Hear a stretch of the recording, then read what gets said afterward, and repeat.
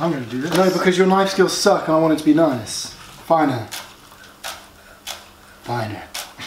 Finer. I can't get it any finer. Finer! What's up everybody, I'm Rupert. I'm Charlie and we're the Avery Kids. Welcome back to another episode. Today we're going to be making something special. It's delicious, it's fresh, it's exciting.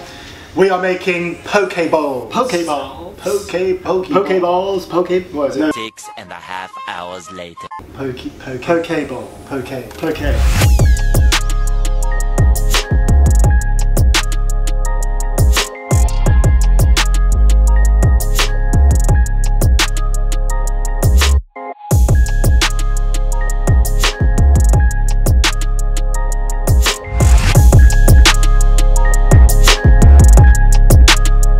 All we know is delicious, it's rice, it's raw fish, it's fantastic. It doesn't necessarily have to be raw fish, it's anything kind of over rice, pretty much. With sesame seeds, soy sauce.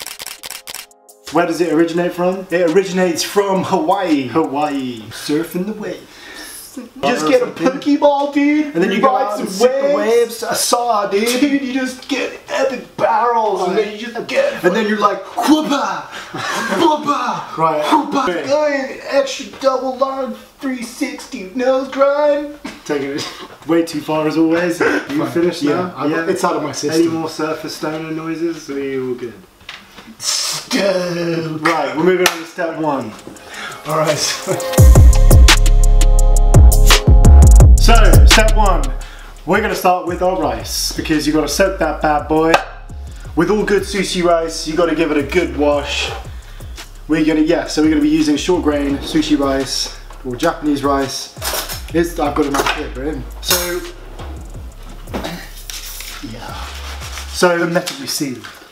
We're going to put in about 2 cups of rice. We know how to measure rice. Guesstimating. So we're going to wash it 3 times. Wait, no, because I need to talk about it. So when we come to cooking rice, especially sushi rice, we're going to wash it 3 times. For the first wash, we're only going to put a bit of water in there, and then it's going to be like super milky, and then we want to tip that out straight away so the rice doesn't soak that up and then become super starchy.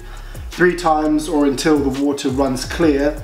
We're going to soak it for half an hour in the clear water, ditch the water, refill with fresh water, and then we'll cook it. The soaking of the rice will just give a total even cook, and you'll be able to taste every granule because you want it al dente. You don't want mushy, overcooked rice. Right, so now that you've placed your rice on the side, it's soaking for half an hour, we're going to move on to step 2. Now we can start preparing our wonderful garnishes. It's good to sort of do this while your rice is chilling out in a soak bathtub. So, it's having a bubble bath. You've got a nice clean chopping board and a plate to put your garnishes on. Right, so for the garnish, start with what, Mr. Charles? So, for the garnishes, I've got, it's very classic, I think, this one. I mean, what the research said anyway. So we're going to go with some cucumbers. We're going to do one very thinly sliced, and then we're going to do another one that's going to be diced. So we're going to give slightly different dimensions. Right, so the first one we'll just dice quick. So I've left the skin on. You can take it off, optional, but I think it's quite nice to have that colour on there. So it's all about the way it looks. It's all supposed to be like nice and pretty and low pressure. So you're doing like a dice. Going to do a nice dice.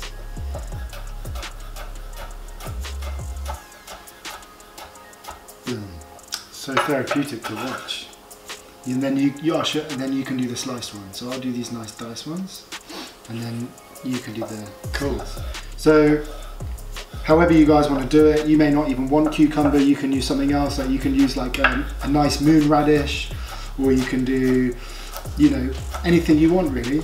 There's no rules. I mean, however you want to make it. However you want to paint the picture of your poke bowl. Let me toast the other half. So. No, come on man, we don't need to do the other half. It's just boring watching you. We'll just cut to the next scene then.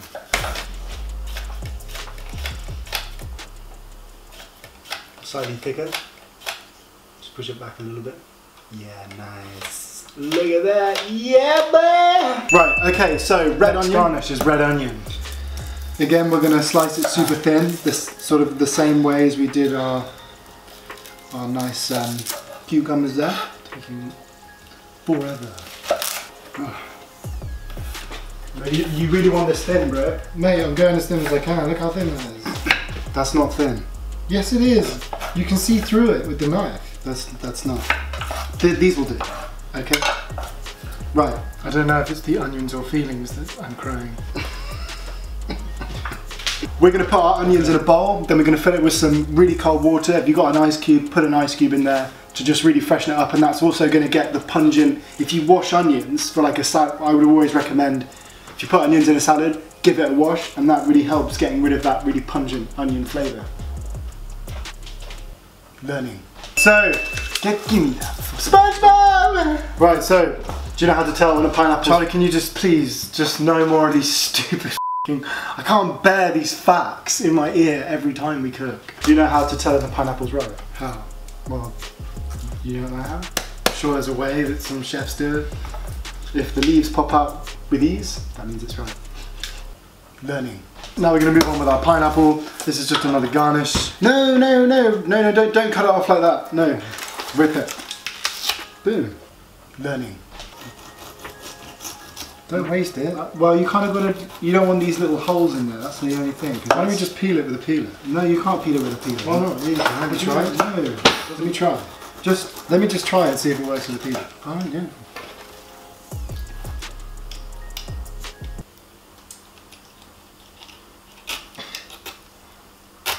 That's why we don't peel it with a peeler. I'm going to show you how to do it properly. Okay, cool. We start from here. We're going to like do like a barrel. Yeah, be careful. Find that entry point. I mean, I had the right idea. You had the right idea. You were doing it fine. I'm just being a control freak.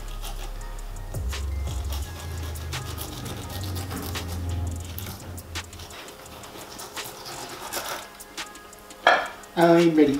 I'm ready. Wait, just cut it. Why are we doing it together? Right, cut it in half again. Quarter. Right. Now in the center there's a root, so now we're going to just tilt it on its side like this, and then at an angle we're going to take that out. Boom. Lovely. You want it to be in tiny squares, right? Yeah, so we can actually cut it like this.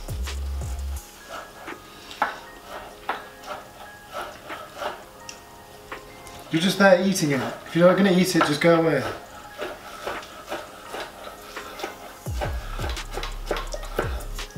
Look at that, nice. I suppose if you want to impress people, you want to try and ideally get different coloured, lovely tomatoes, because that shows that you're a wealthy person if you have that. Shows you have money. Which we don't. Which we don't. Right, what's the next garnish? Give me the spring onions. I'm going to do this. No, because your knife skills suck and I want it to be nice. Finer. Finer. Finer. I can't get it any finer. Finer! You can't even see them, they're so fine! You can't do any more? No, I can't do any more. Look, that's so fine. I've never done it that fine before. You've never done it that fine before? No. That's not fine at all. Right. Is that all the garnishes? We have radishes to do.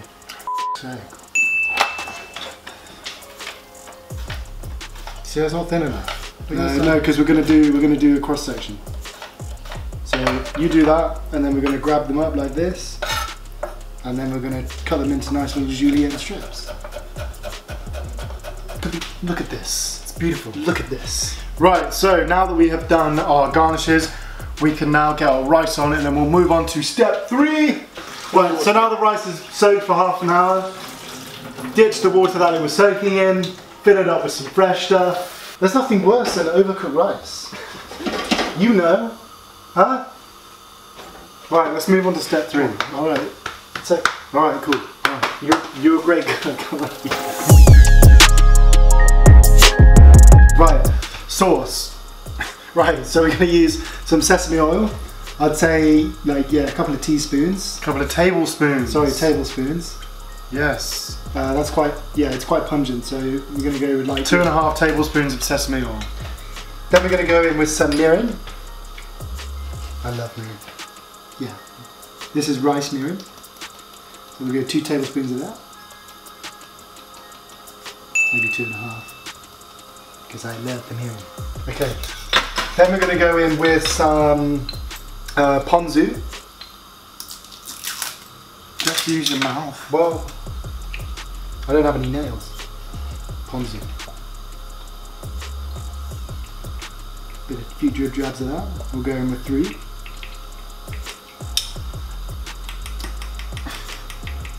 Three tablespoons of that. 3 tablespoons of that. Just really, really awkward. Stop using your mouth, get a knife! Right, so I'm using a very light soy sauce. You don't want to use a dark soy sauce because it will just overpower everything that you've got going on.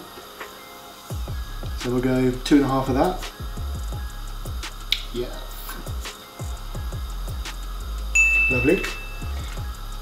And then I have some yuzu. Christ. How many sauces, how many things do we need? Yeah. Yuzu sauce, what's that? Yuzu, so we're going to go in with 1.5 tablespoons of yuzu. To be honest, you can buy all of these in your local super. Well, I say local super. You can actually buy these in the supermarket, like Tesco's and Sainsbury's. Then we're going to go in with a nice pinch of salt. Boom. Mix it up. Perfect. Perfect. That's good. Moving on to the salmon. Wait, did you get the salmon? Huh? Did you buy the salmon? No, you got the salmon. I didn't get the salmon. Yeah, you did. I saw you get the salmon. Where's the salmon? It's in there. Yeah. Why don't you stress me out? Because it's You're fun. asshole. Step 4, the salmon. The salmon. So we've got a little bowl here on the side. Wouldn't be the Avery twins if it wasn't a bowl. Okay. Salmon! So we've got little fillets here. The skin's on, so we're going to have to take the skin off. So what we're going to do is use our blade. You can do one as well. And I'm just going slightly above the skin. I'm not like doing how you'd normally fillet it, which is take the skin off, because I actually don't want the bloodline on there at all. If I want to keep that fatty bit on at the end, you know. You are keeping the fatty bit on the end. Look at this teamwork right here.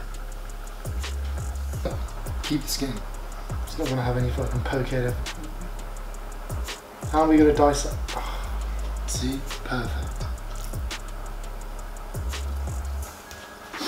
Right, so now that you've butchered your salmon, we can now cut them into cubes. So we're just going to go for not like a too fine dice, but just like a medium dice, slightly a little bit bigger than what we'd gone for, because if you were to really finely dice, then you know it just would break apart. So you see other poke places, they normally go for kind of like little 1 centimeter chunks. Yeah, 1 centimeter chunks is good.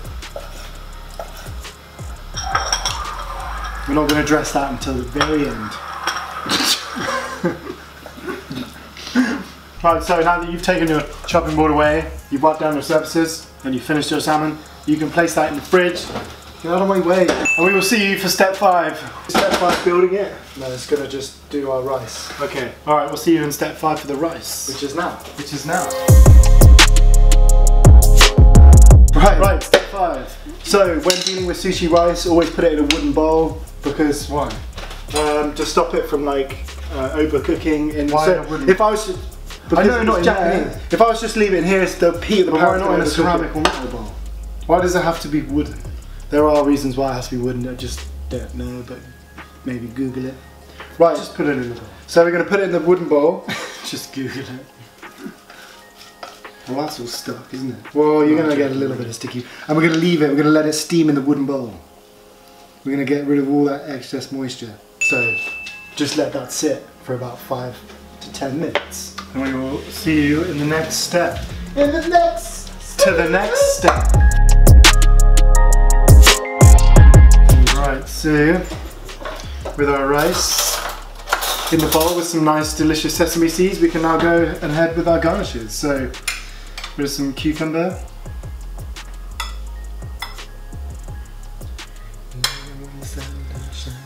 I'm gonna put some of this on. Yeah. Yes. This is where it becomes pretty much like art. Lovely. Right, do you want to mix the salmon actually? Yeah.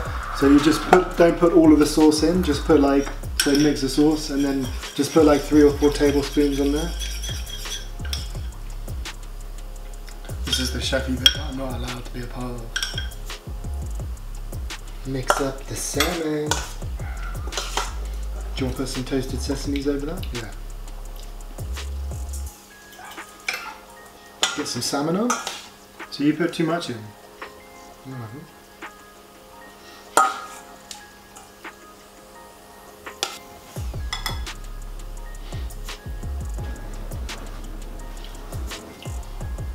What about the spring onion and radish? I'm putting it on there, just off. Jesus. What about the spring onion? Putting the spring onion on. It's the biggest poke bowl I've ever seen. Nice. Nice. Now you have the poke bowl.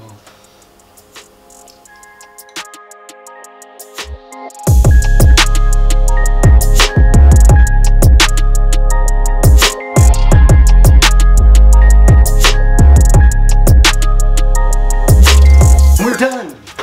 The poke is done. I think we captured our Pokemon. I don't want to eat it, it looks so beautiful. It's art. You should put this in a museum. But before we eat it, let's wrap up this video. Alright guys, so there you have it. That is our version of doing a poke bowl. I hope you enjoyed watching this video. Please support this channel by liking, subscribing, pushing that notification button, ringing that little bell so you can just like all these other little hand actions along with you, so you can see more and know more of what we're releasing. As always, get in touch in the comments down below or send us an Instagram message. This is really annoying. And also send through your photos. If you make any of these dishes, we would love to hear from you and see what you guys are up to. We will see you in the next one. Take care and lots of love.